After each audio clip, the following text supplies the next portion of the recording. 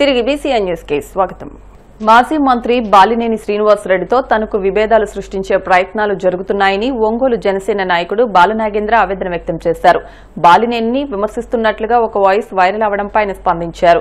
ఆ వాయిస్ తనది కాదని, తాను ఎప్పుడూ బాలినేనికి సన్నిహితుడని బాలనాగేంద్ర పేర్కొన్నారు. మీడియా తన వివరణ అడగకుండానే ప్రచారం చేయడంపై ఆయన అసహనం వ్యక్తం చేశారు. బాలినేని శ్రీనివాసరెడ్డి గారు నాకు ఒక బాధ్యత ఇచ్చారు. జనసేన నాయకులకి, పవన్ కళ్యాణ్ అభిమానులకి అందరికి కూడా సినిమా టికెట్లు అందే విధంగా చూడమని నాకు ఆ బాధ్యత అప్పచెప్తే నేను ఆ బాధ్యతలో నిమగ్నమై ఉన్నాను. ఆ టైంలో రికార్డు వచ్చింది. నాకు చాలామంది ఫోన్లు చేసి చెప్పినా నేను లైట్గా తీసుకున్నాను. పక్క రూమ్లో ఉన్న బాలినేని శ్రీనివాసరెడ్డి గారికి, ప్రణీత్ రెడ్డి గారికి చూపించారు. ఇది నమ్మశక్యంగా ఉంది, ఇది బాలనాగేంద్ర లైట్గా తీసుకోమని చెప్పారు. నేను కూడా చాలా సంతోషపడ్డాను.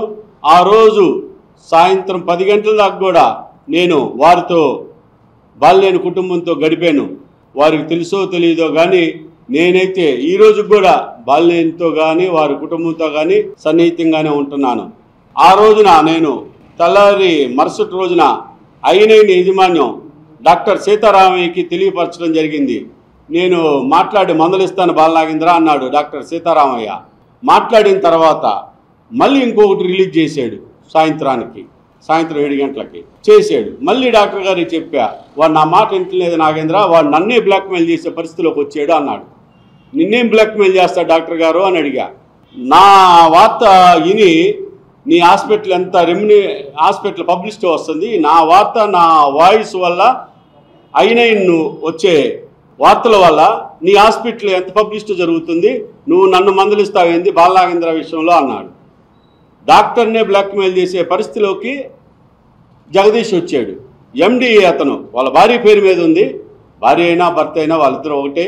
డాక్టర్ గారిని బ్యాంకీలో నీ మీద కుంభకోణాలు జరగట్లేదా, జాయింట్ కలెక్టర్ దగ్గర నీ ఎన్నిలు అని ఆయన బెదిరిస్తున్నాడు.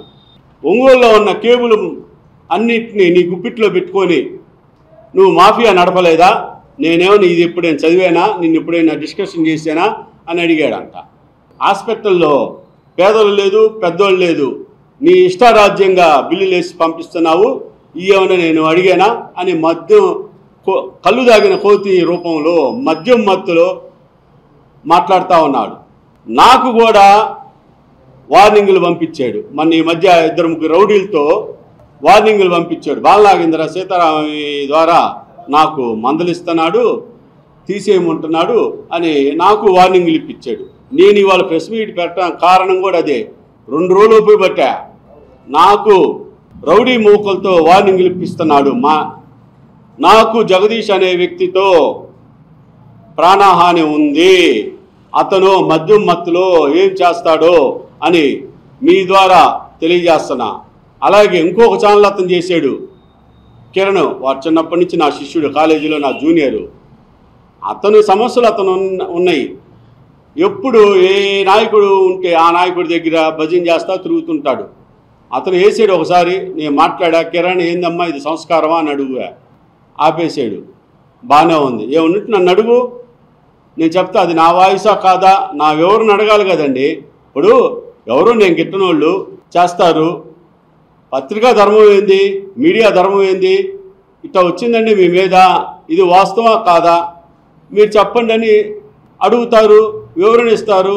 దాంట్లో ఏంది వాస్తవం అవాస్తవం అనేది తెలియపరచడం, చెప్పటం మా ధర్మం, ప్రజానీకానికి తెలియపరచడం మీ ధర్మం.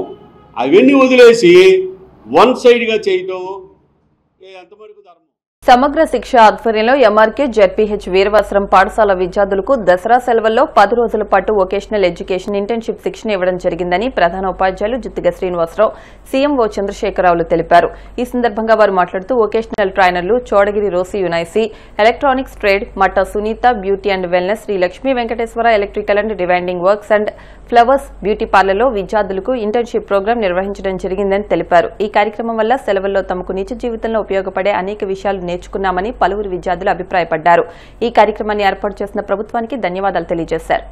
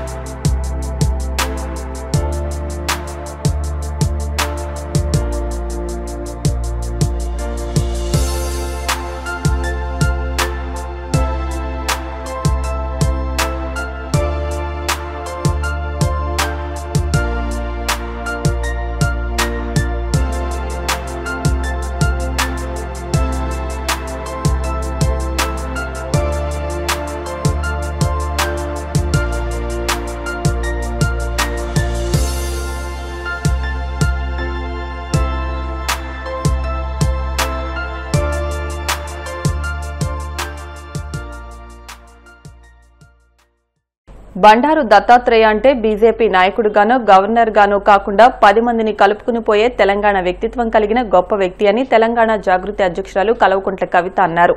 దత్తాత్రేయ కుమార్తె విజయలక్ష్మి ఆధ్వర్యంలో నిర్వహించిన అలై బలై కార్యక్రమంలో కవిత మాట్లాడుతూ 20 ఏళ్లుగా దత్తాత్రేయ రాజకీయాలకు కులమతాలకు అతీతంగా ఈ కార్యక్రమాన్ని నిర్వహిస్తున్నారని ప్రశంసించారు. దత్తాత్రేయ వారసత్వాన్ని పుణికి పుచ్చుకుని ఆయన కుమార్తె విజయలక్ష్మి కార్యక్రమాన్ని నిర్వహించడం ఆనందంగా ఉందని అన్నారు. పండుగ అంటేనే 10 మంది కలవడమని, పండుగ అంటే 10 మందితో ఆనందాన్ని పంచుకోవడమని కవిత అన్నారు. అందరికీ నమస్కారం. గౌరవనీయులు పెద్దలు దత్తాత్రేయ గారు గత 20 సంవత్సరాలుగా మరి అలై బలాయ్ అనేటటువంటి ఒక వేదికను ఏర్పాటు చేసి రాజకీయాలకు అతీతంగా, కులాలకు అతీతంగా, మతాలకు అతీతంగా మరి ఒక వేదిక ఉండాలి. పండగ అంటేనే 10 మంది కలవడం, పండగ అంటేనే 10 మందితోని ఆనందాన్ని పంచుకోవడం కాబట్టి ఇటువంటి ఒక వేదిక ఉండాలి, తెలంగాణ సంస్కృతి ప్రతిబింబించే విధంగా ఉండాలని వారు చేసినటువంటి ప్రయత్నం మరి 20 సంవత్సరాలు అవుతోంది. నాకు చాలా సంతోషంగా ఉంది. మా సోదరి బండారు విజయలక్ష్మి గారు కూడా మరి వారి వారసత్వాన్ని పునిపుచ్చుకొని ఈ కార్యక్రమాన్ని ముందుకు తీసుకొని వెళ్తున్నందుకు విజయలక్ష్మి గారికి మనస్ఫూర్తిగా అభినందనలు తెలియజేస్తా ఉన్నాను. వారు సక్సెస్ఫుల్ గా ఈ కార్యక్రమాన్ని ముందుకు నడపాలని నేను కోరుకుంటూ ఉన్నాను. మాకు దత్తన్న అంటే బీజేపీ నాయకుడు గానో ఒక గవర్నర్ గానో మాకెవరికి తెలియదు. మాకు దత్తన్న అంటే పక్కా తెలంగాణ వాసిగా 10 మందిని కలుపుకపోయే తెలంగాణ తత్వం ఉన్నటువంటి నేతగా మాకు తెలుసు. రాజకీయాల్లో మేము ఎదిగొస్తున్న టైంలో చాలా మంది మాకు దత్తాత్రేయ గారి గురించి చెప్పేవారు. ఎవరు పోయినా సరే మాట్లాడి వాళ్ళ సమస్య తీరే విధంగా వాళ్ళకు ఒక ఉత్తరం ఇచ్చి ఆఫీసర్ కి ఫోన్ చేసి చెప్తాడు దత్తాత్రేయ గారు, మీరు కూడా అట్లా ఉండాలని మాకు చాలా మంది చెప్పినారు. మరి అట్లాంటి దత్తాత్రేయ గారి ఆధ్వర్యంలో జరుగుతున్న కార్యక్రమంలో పాల్పంచుకోవడం అన్నది చాలా సంతోషం. తెలంగాణలో అతిపెద్ద పండుగ అయినటువంటి బతుకమ్మ దసరా పండుగ శుభాకాంక్షలు మళ్ళొకసారి మీ అందరికి తెలియజేస్తూ 20 సంవత్సరాలు నింపుకున్నటువంటి అలై బలై ఇలాగే కొనసాగాలని మనస్ఫూర్తిగా కోరుతున్నాను. Thank you. జై తెలంగాణ, జై తెలంగాణ. వార్తలు ముగించే ముందు ముఖ్యాంశాలు మరొకసారి. ఉత్తరాంధ్ర జిల్లాలో భారీ వర్షాలపై సీఎం చంద్రబాబు ఉన్నత స్థాయి సమీక్ష. మృతుల కుటుంబాలకు 4 లక్షల చొప్పున నష్టపరిహారం అందించాలని అధికారులకు ఆదేశం. అంబేద్కర్ భావజాలంపై టీడీపీ ఆది నుంచి విషం చిమ్ముతోందన్న వైసీపీ నేత కొమ్మూరి కనకారావు. ముఖ్యమంత్రి చంద్రబాబు దళిత ద్రోహిగా చరిత్రలో నిలిచిపోతారని ధ్వజం. ఈ నెల 10 నుంచి 18వ తేదీ వరకు వాడపల్లి వెంకటేశ్వర స్వామివారి 13వ వార్షిక బ్రహ్మోత్సవాలు. మంత్రులకు ఆహ్వాన పత్రికలను అందజేసిన ఆలయ అధికారులు.